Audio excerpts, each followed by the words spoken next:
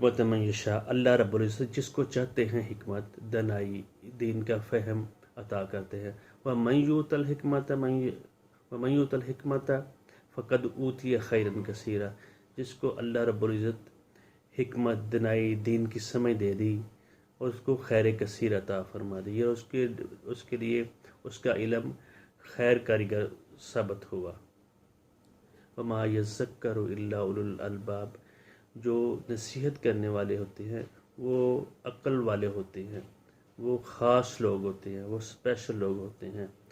دنیا میں، جہان میں بہت سارے انسان ہیں جو بس رہے ہیں، یہ لیکن غور و فکر تدبر کرنے والے کچھ لوگ ہوتے ہیں جن کو اللہ تعالیٰ حکمت، دانائی، اپنے دین کی فہم و فراست عطا کرتے ہیں۔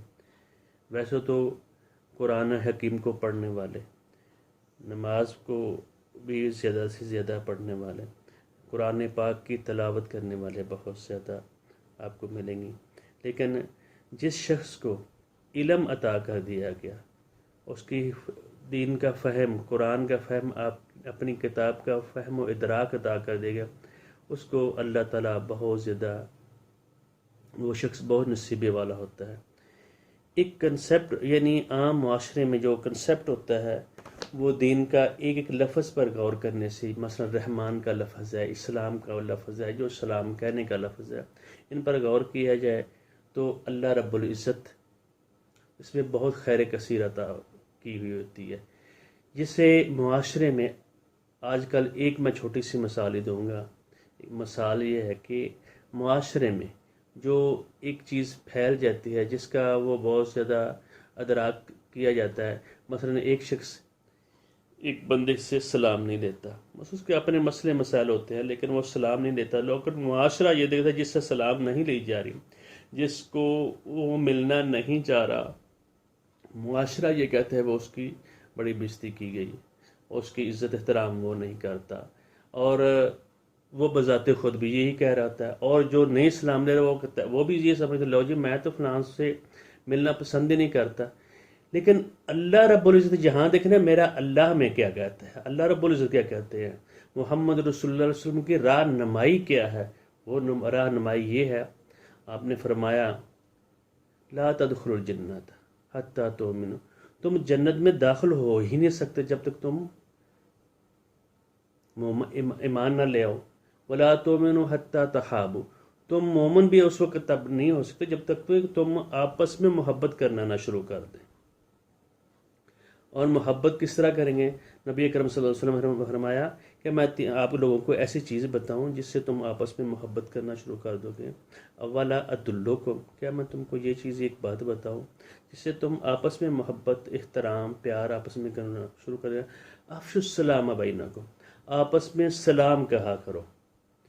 یعنی جنت میں اور انسان کو داخلے کا جو ٹکٹ مل رہا ہے وہ السلام علیکم کہنے سے مل رہا ہے، لیکن ہمارے معاشرے میں چھوٹی موٹی جو مسئلے مسائل ہوتے ہیں، وہ جو شخص سلام نہیں لیتا وہ عام معاشرے کی زبان میں وہ معزز سمجھا جا رہا ہے، عام لوگ بھی اس کہتے ہیں فلاں کو تو فلاں کو گھاس ہی نہیں ڈالتا، اس کو کوئی پوچھتا ہی نہیں ہے، وہ بذات خود بھی نہ سمجھ رہا تو میرے سے تو وہ، میں جاتا ہوں بھائی ہم سے سلام نہیں لیتا۔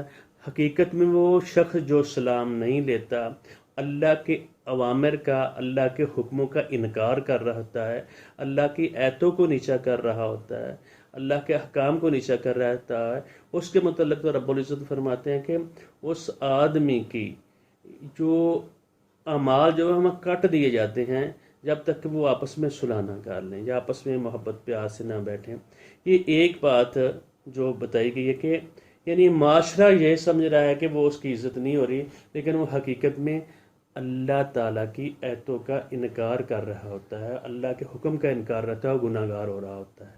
لیکن ہم سب کو چاہیے کہ آپس میں محبت پیار سے وہ کوئی بھی ہم کام کرے، دیکھیں میرا اللہ ہمیں کیا کر رہا ہے، دوسروں کو نہ دیکھیں، معاشرے کو نہ دیکھیں، عام لوگوں کو نہ دیکھیں، دیکھیں کہ میری جو کتاب دی گئی مجھے اللہ تعالیٰ نے، اس میں کیا حکم ہے، اللہ تعالیٰ مجھے حکم کیا فرما رہے ہیں کہ ایک طرف مجھے کتاب دی گئی ہے، دوسری طرف میری اپنی کتاب لکھی جا رہی ہے، میرے ساتھ فرشتے ہیں، اور میرا اللہ کا حکم کیا ہے۔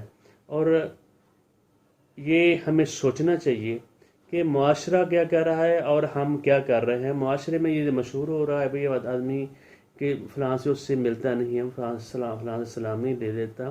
ایک حدیث اور ہے، نبی کرم حضرت عامر بن یسار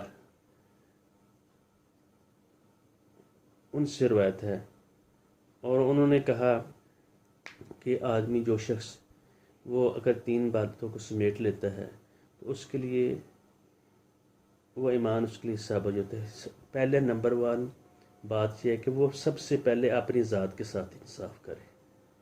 اپنی ذات کے ساتھ انصاف اس نے کس طرح کرنا ہے کہ جو بھی احکام ہیں، جو اللہ تعالیٰ نے حکم دیے ہیں ان کو کرے گا اور محرمات سے اجتناب کرے گا.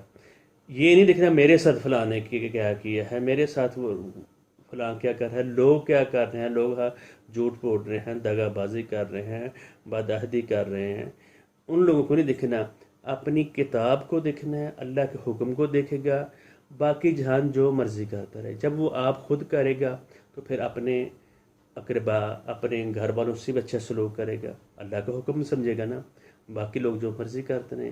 پھر اسی طرح معاشرے میں، اپنے رشتہ داروں میں، اپنے محلے میں ارد گرد ماحول اس کا بہتر ہوگا. وہ اپنے ساتھ صرف آدمی انصاف کرے، لوگوں کو نہ دیکھے بھائی میرے اللہ نے مجھے کیا حکم دیا وہ کرنا ہے. دوسرا بھی فرمایا کہ کھانا کھلائے، یعنی بھوکے کو کھانا کھلائے.